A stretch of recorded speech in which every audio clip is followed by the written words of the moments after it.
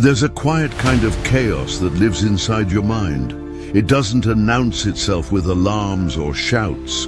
It creeps in softly, almost unnoticed. One thought leads to another, and before you know it, you're trapped in a loop, replaying conversations, mistakes, fears that never happened.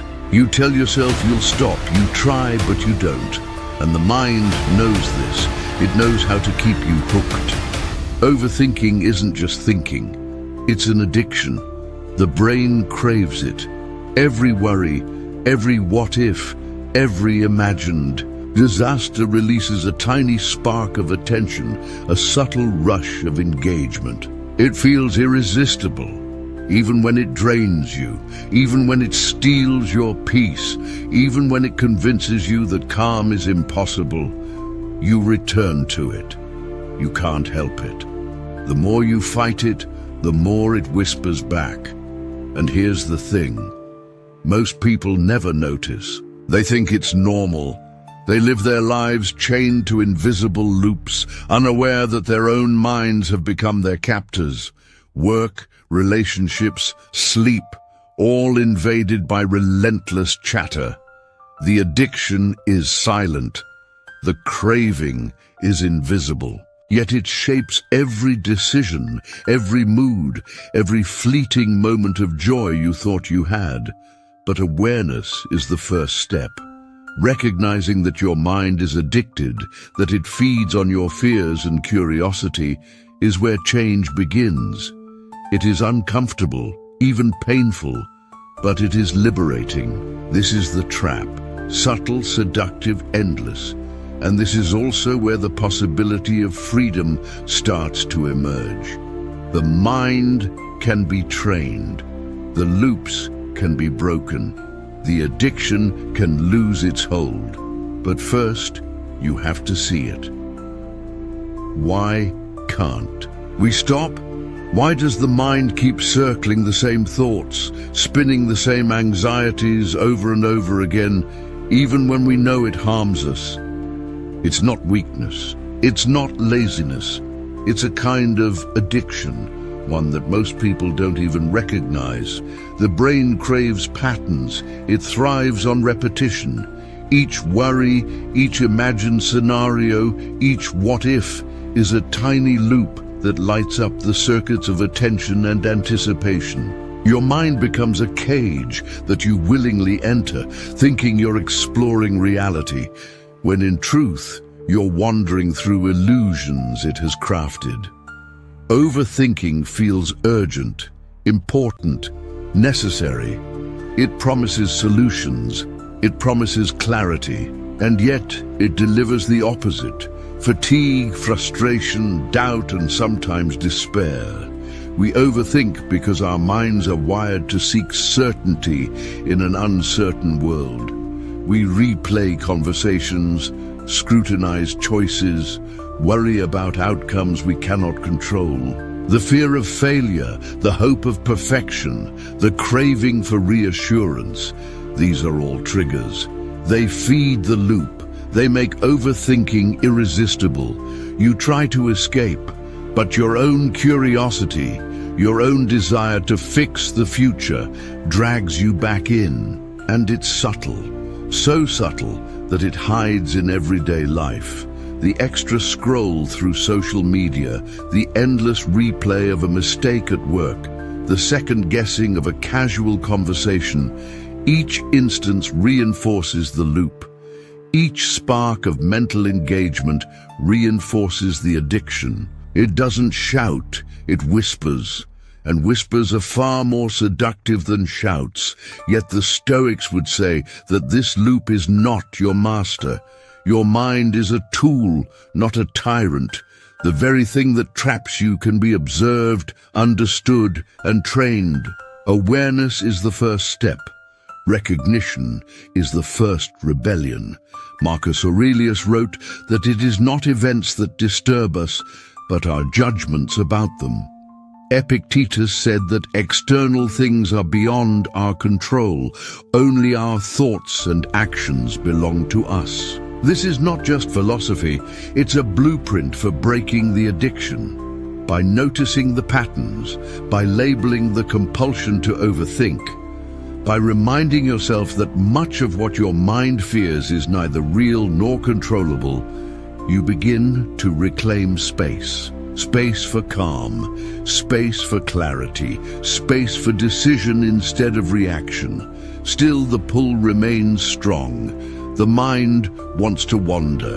It wants to replay. It wants the tiny thrill of engagement. That's why so many fail. That's why awareness alone is not enough. You must actively redirect it. You must practice. You must act. Understanding why you can't stop is not resignation, it's strategy. The addiction is not an identity. It is a pattern, a loop that can be observed, challenged, and gradually replaced. The trap exists, but now at least you see it, and in seeing it, you begin to take the first step toward freedom. Stoic wisdom for the overthinking mind. There comes a point when the noise becomes unbearable. When you're tired of your own thoughts, tired of analyzing every silence, every message left unanswered, every decision that might go wrong, you start to realize this isn't awareness. It's chaos wearing the mask of clarity. That's when Stoicism enters, not as a religion, not as cold logic, but as a quiet form of rebellion. A philosophy designed for the restless mind, the overthinker, the one who feels everything too deeply. The Stoics understood the chaos of thought long before the modern world drowned in it. Marcus Aurelius, an emperor surrounded by endless responsibility, wrote, "You have power over your mind, not outside events. Realize this, and you will find strength." He wasn't preaching detachment, he was describing mastery. He knew the storm doesn't stop just because you close your eyes. It stops when you learn to stop chasing every wave. Overthinking is a chase. You run after certainty. You chase control. But Stoicism whispers, you never had control over anything except your response. You can't command the world. You can only command yourself. Imagine this for a moment. Your thoughts are passing clouds. Some are heavy and dark. Some are bright and fleeting. The Stoic doesn't chase them. He watches, he observes. He lets them come and he lets them go. The addict chases every cloud, believing one of them will hold the answer. Seneca once said, "We suffer more in imagination than in reality." The overthinking mind lives in that imagination. It creates pain where none exists, but pain imagined is still pain felt. And Stoicism invites you to step back, to see the stage instead of getting lost in the play. When you begin to observe your mind, something strange happens. You start noticing how many of your fears are rehearsed. How many of your regrets are recycled, how often your mind feeds on repetition. And with that awareness comes an uncomfortable but freeing truth. You are not your thoughts, you are the one hearing them. This is the beginning of liberation, not by silencing the mind, but by seeing it clearly. The Stoics didn't seek to escape thought, they sought to guide it. To use reason as an anchor, reflection as a compass, and detachment as a shield. So when the loop begins again, when the urge to overthink tightens its grip, remember this. The Stoic doesn't fight the storm. He stands within it unmoved. He knows that calm is not the absence of thought, it's the mastery of it. The addiction to overthinking weakens the moment you stop chasing your mind and start observing it. There's a moment when you start to see it, how every loop begins the same way. A thought, small, harmless, then another thought joins it and another until the noise becomes your companion. You tell yourself it's just thinking, But it's not. It's a ritual of self-torture disguised as control. You replay what was said, what wasn't, what could have been. You search for certainty in a world that has never promised it. That's the loop, the endless need to solve what cannot be solved. And the irony, you already know this, but you keep doing it anyway. Marcus Aurelius faced this too. In Meditations he wrote, "Today I escaped anxiety." Or no, I discarded it because it was within me, in my own perceptions, not outside. That's the essence of breaking the loop. You don't escape the mind by fighting it. You escape by seeing it clearly, by realizing the enemy isn't thought, it's attachment to thought. So how do you break it first? Pause. When the next storm comes, don't react, don't resist, just pause.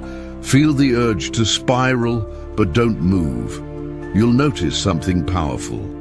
The thought loses strength when you stop feeding it attention. This is Stoic detachment in action. Observation without ownership. Second, question your thoughts. Not every thought deserves belief. Ask, is this within my control? If the answer is no, release it. Epictetus said, "Some things are up to us, and some are not." The overthinker tries to rewrite the universe. The Stoic rewrites the self. Third, turn pain into purpose. Every time your mind pulls you into a loop, it's showing you something. Where you lack peace, where you fear uncertainty, where you resist acceptance. Use that awareness. Instead of asking, why is this happening to me? Ask, what is this teaching me? Fourth, anchor in the present. Your mind can't overthink now. It needs a past or a future to wander. The present moment is its cage and its cure. Return to it through your breath, through stillness, through awareness of your surroundings. This is not spiritual fluff. It's neurological truth. Presence is power. And finally, respect yourself enough to let go.